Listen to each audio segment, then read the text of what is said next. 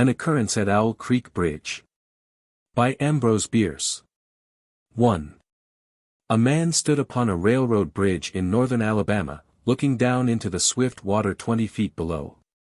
The man's hands were behind his back, the wrists bound with a cord. A rope closely encircled his neck. It was attached to a stout crosstimber above his head, and the slack fell to the level of his knees. Some loose boards laid upon the ties supporting the rails of the railway supplied a footing for him and his executioners, 2 private soldiers of the Federal Army, directed by a sergeant who in civil life may have been a deputy sheriff. At a short remove upon the same temporary platform was an officer in the uniform of his rank, armed.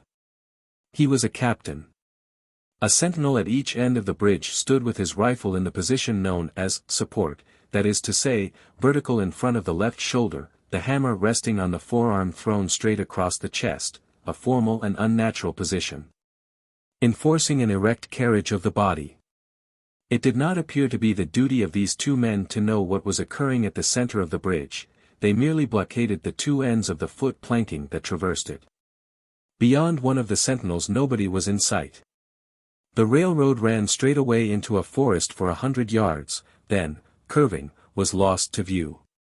Doubtless there was an outpost farther along. The other bank of the stream was open ground, a gentle slope topped with a stockade of vertical tree trunks, loopholed for rifles, with a single embrasure through which protruded the muzzle of a brass cannon commanding the bridge. Midway up the slope between the bridge and fort were the spectators, a single company of infantry in line, at parade rest, the butts of their rifles on the ground, the barrels inclining slightly backward against the right shoulder. The hands crossed upon the stock. A lieutenant stood at the right of the line, the point of his sword upon the ground, his left hand resting upon his right. Excepting the group of 4 at the center of the bridge, not a man moved. The company faced the bridge, staring stonily, motionless.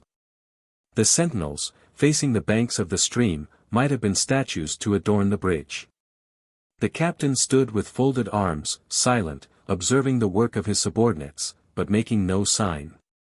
Death is a dignitary who when he comes announced is to be received with formal manifestations of respect, even by those most familiar with him.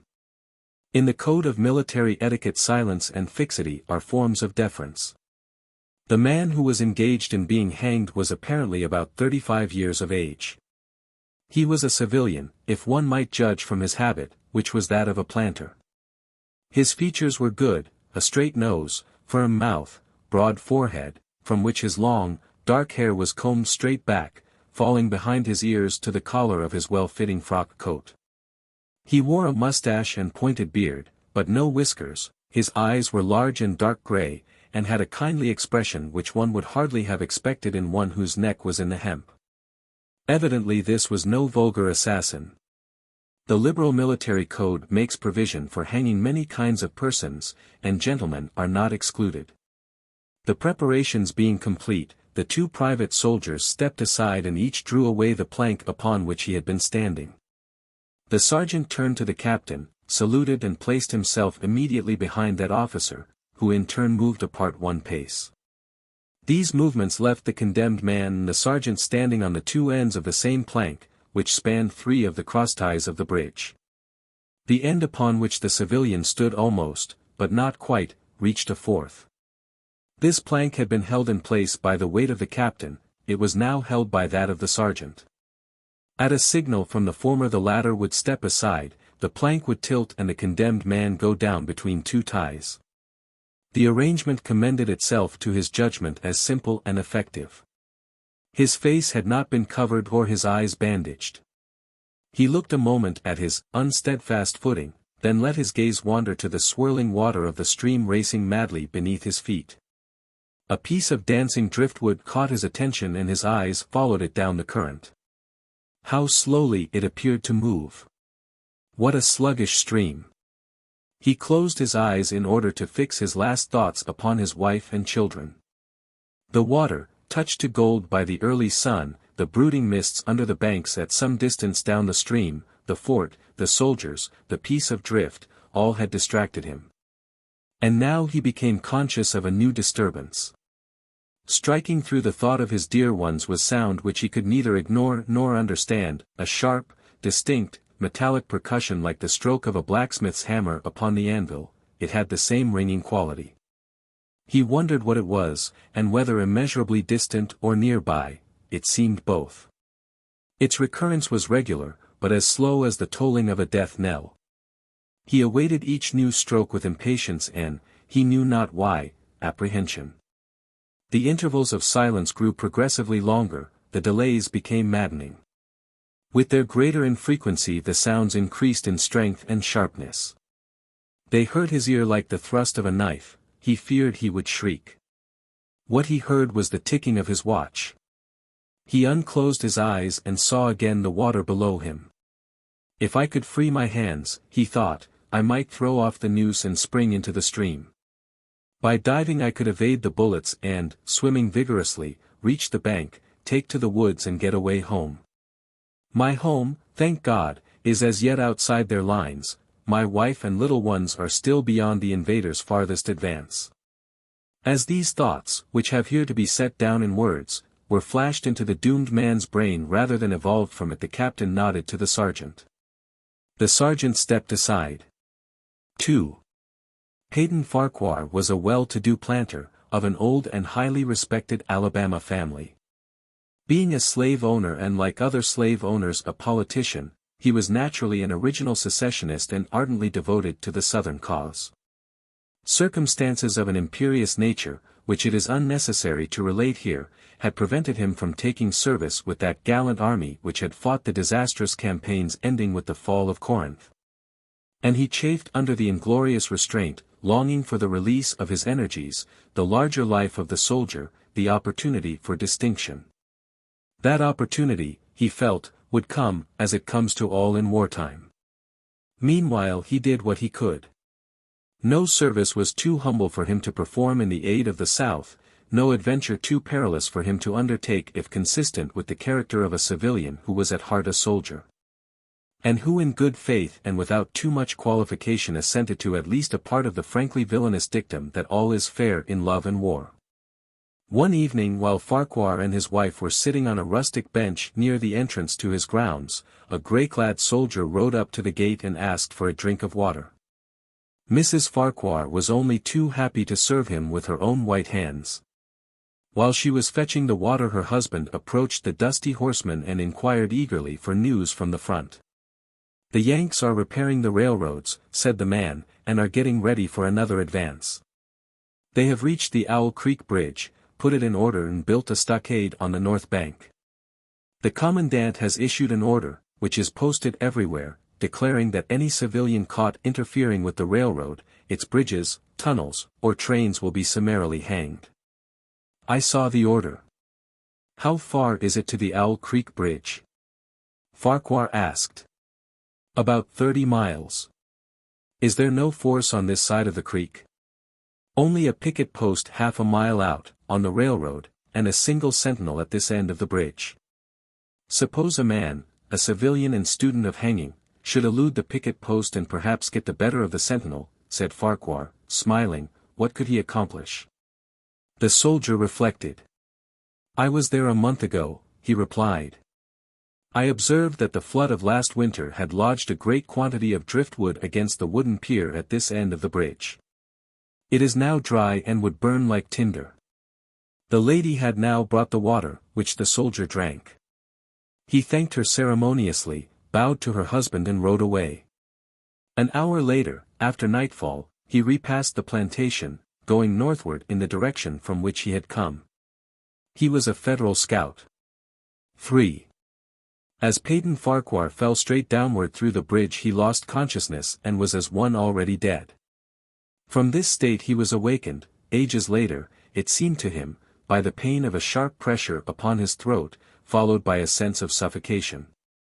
Keen, poignant agonies seemed to shoot from his neck downward through every fiber of his body and limbs.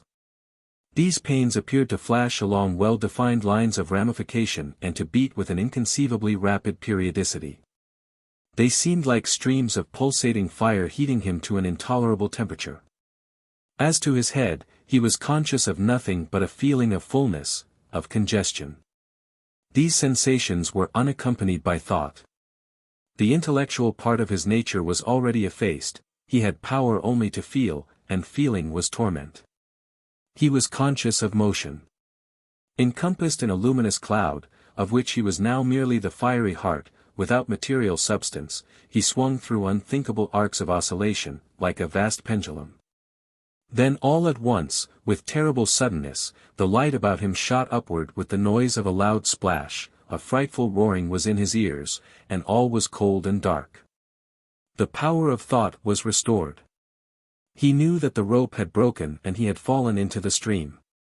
There was no additional strangulation, the noose about his neck was already suffocating him and kept the water from his lungs. To die of hanging at the bottom of a river. The idea seemed to him ludicrous. He opened his eyes in the darkness and saw above him a gleam of light, but how distant, how inaccessible. He was still sinking, for the light became fainter and fainter until it was a mere glimmer. Then it began to grow and brighten, and he knew that he was rising toward the surface, knew it with reluctance, for he was now very comfortable. To be hanged and drowned, he thought, that is not so bad, but I do not wish to be shot. No. I will not be shot, that is not fair. He was not conscious of an effort, but a sharp pain in his wrist apprised him that he was trying to free his hands. He gave the struggle his attention, as an idler might observe the feat of a juggler, without interest in the outcome. What splendid effort, what magnificent, what superhuman strength. Ah, that was a fine endeavor. Bravo! The cord fell away. His arms parted and floated upward, the hands dimly seen on each side in the growing light. He watched them with a new interest as first one and then the other pounced upon the noose at his neck. They tore it away and thrust it fiercely aside, its undulations resembling those of a water snake. Put it back, put it back. He thought he shouted these words to his hands, for the undoing of the noose had been succeeded by the direst pang that he had yet experienced. His neck ached horribly. His brain was on fire, his heart, which had been fluttering faintly, gave a great leap, trying to force itself out at his mouth. His whole body was racked and wrenched with an insupportable anguish. But his disobedient hands gave no heed to the command. They beat the water vigorously with quick, downward strokes, forcing him to the surface. He felt his head emerge, his eyes were blinded by the sunlight. His chest expanded convulsively, and with a supreme and crowning agony his lungs engulfed a great draught of air, which instantly he expelled in a shriek. He was now in full possession of his physical senses. They were, indeed, preternaturally keen and alert. Something in the awful disturbance of his organic system had so exalted and refined them that they made record of things never before perceived. He felt the ripples upon his face and heard their separate sounds as they struck. He looked at the forest on the bank of the stream, saw the individual trees, the leaves and the veining of each leaf, he saw the very insects upon them, the locusts, the brilliant-bodied flies. The grey spiders stretching their webs from twig to twig. He noted the prismatic colors in all the dewdrops upon a million blades of grass. The humming of the gnats that danced above the eddies of the stream, the beating of the dragonfly's wings, the strokes of the water spider's legs, like oars which had lifted their boat, all these made audible music. A fish slid along beneath his eyes and he heard the rush of its body parting the water. He had come to the surface facing down the stream. In a moment the visible world seemed to wheel slowly round, himself the pivotal point, and he saw the bridge, the fort, the soldiers upon the bridge, the captain, the sergeant, the two privates, his executioners. They were in silhouette against the blue sky. They shouted and gesticulated, pointing at him. The captain had drawn his pistol, but did not fire, the others were unarmed. Their movements were grotesque and horrible, their forms gigantic. Suddenly he heard a sharp report and something struck the water smartly within a few inches of his head, spattering his face with spray. He heard a second report, and saw one of the sentinels with his rifle at his shoulder, a light cloud of blue smoke rising from the muzzle. The man in the water saw the eye of the man on the bridge gazing into his own through the sights of the rifle. He observed that it was a grey eye and remembered having read that grey eyes were keenest, and that all famous marksmen had them. Nevertheless, this one had missed. A counter-swirl had caught Farquhar and turned him half round. He was again looking at the forest on the bank opposite the fort. The sound of a clear, high voice in a monotonous sing-song now rang out behind him and came across the water with a distinctness that pierced and subdued all other sounds, even the beating of the ripples in his ears. Although no soldier, he had frequented camps enough to know the dread significance of that deliberate, drawling, aspirated chant. The lieutenant on shore was taking a part in the morning's work. How coldly and pitilessly, with what an even, calm intonation, presaging, and enforcing tranquility in the men, with what accurately measured interval fell those cruel words. Company. Attention. Shoulder arms. Ready. Aim. Fire. Farquhar dived as deeply as he could. The water roared in his ears like the voice of Niagara, yet he heard the dull thunder of the volley and, rising again toward the surface, met shining bits of metal, singularly flattened, oscillating slowly downward. Some of them touched him on the face and hands, then fell away, continuing their descent. One lodged between his collar and neck. It was uncomfortably warm and he snatched it out. As he rose to the surface, gasping for breath, he saw that he had been a long time under water. He was perceptibly farther downstream, nearer to safety. The soldiers had almost finished reloading. The metal ramrods flashed all at once in the sunshine as they were drawn from the barrels, turned in the air, and thrust into their sockets. The two sentinels fired again, independently and ineffectually. The hunted man saw all this over his shoulder. He was now swimming vigorously with the current. His brain was as energetic as his arms and legs. He thought with the rapidity of lightning. The officer, he reasoned, will not make that martinet's error a second time. It is as easy to dodge a volley as a single shot. He has probably already given the command to fire at will. God help me, I cannot dodge them all. An appalling splash within 2 yards of him was followed by a loud, rushing sound, diminuendo, which seemed to travel back through the air to the fort and died in an explosion which stirred the very river to its deeps. A rising sheet of water curved over him, fell down upon him, blinded him, strangled him. The cannon had taken a hand in the game. As he shook his head free from the commotion of the smitten water he heard the deflected shot humming through the air ahead, and in an instant it was cracking and smashing the branches in the forest beyond. They will not do that again, he thought. The next time they will use a charge of grape. I must keep my eye upon the gun, the smoke will apprise me, the report arrives too late, it lags behind the missile. That is a good gun. Suddenly he felt himself whirled round and round, spinning like a top. The water, the banks, the forests, the now distant bridge, fort and men, all were commingled and blurred. Objects were represented by their colors only. Circular horizontal streaks of color, that was all he saw.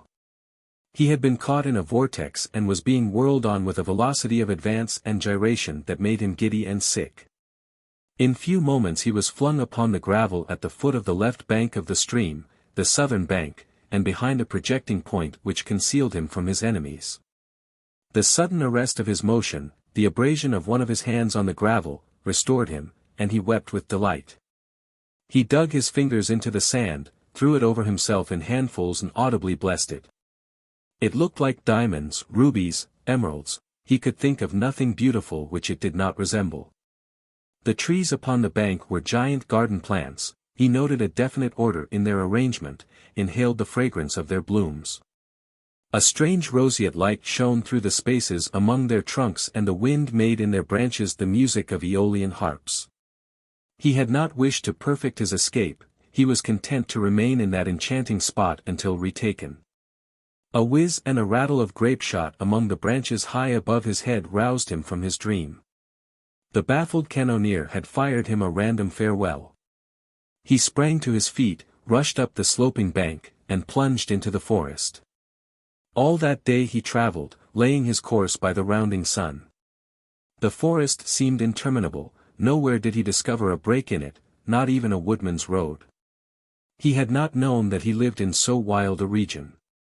There was something uncanny in the revelation. By nightfall he was fatigued, footsore, famished. The thought of his wife and children urged him on. At last he found a road which led him in what he knew to be the right direction. It was as wide and straight as a city street, yet it seemed untraveled. No fields bordered it, no dwelling anywhere. Not so much as the barking of a dog suggested human habitation. The black bodies of the trees formed a straight wall on both sides, terminating on the horizon in a point, like a diagram in a lesson in perspective. Overhead, as he looked up through this rift in the wood, shone great golden stars looking unfamiliar and grouped in strange constellations. He was sure they were arranged in some order which had a secret and malign significance. The wood on either side was full of singular noises, among which, once, twice, and again, he distinctly heard whispers in an unknown tongue. His neck was in pain and lifting his hand to it found it horribly swollen. He knew that it had a circle of black where the rope had bruised it. His eyes felt congested, he could no longer close them. His tongue was swollen with thirst, he relieved its fever by thrusting it forward from between his teeth into the cold air. How softly the turf had carpeted the untraveled avenue, he could no longer feel the roadway beneath his feet. Doubtless, despite his suffering, he had fallen asleep while walking, for now he sees another scene, perhaps he has merely recovered from a delirium. He stands at the gate of his own home. All is as he left it, and all bright and beautiful in the morning sunshine. He must have traveled the entire night. As he pushes open the gate and passes up the wide white walk, he sees a flutter of female garments. His wife, looking fresh and cool and sweet, steps down from the veranda to meet him. At the bottom of the steps she stands waiting, with a smile of ineffable joy, an attitude of matchless grace and dignity. Ah, how beautiful she is! He springs forwards with extended arms. As he is about to clasp her he feels a stunning blow upon the back of the neck, a blinding white light blazes all about him with a sound like the shock of a cannon, then all is darkness and silence. Peyton Farquhar was dead, his body, with a broken neck, swung gently from side to side beneath the timbers of the Owl Creek Bridge.